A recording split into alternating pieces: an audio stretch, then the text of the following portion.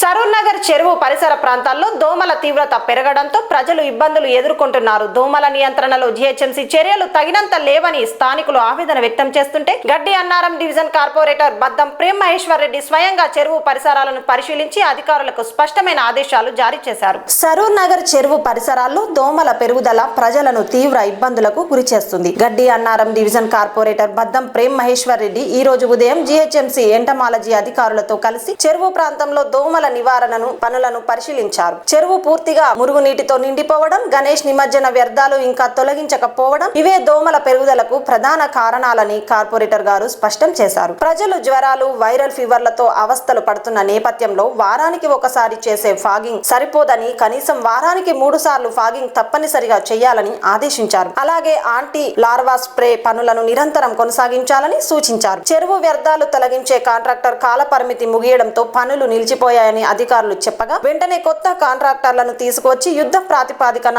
శుభ్రత ప్రారంభిస్తామని భరోసా ఇచ్చారు.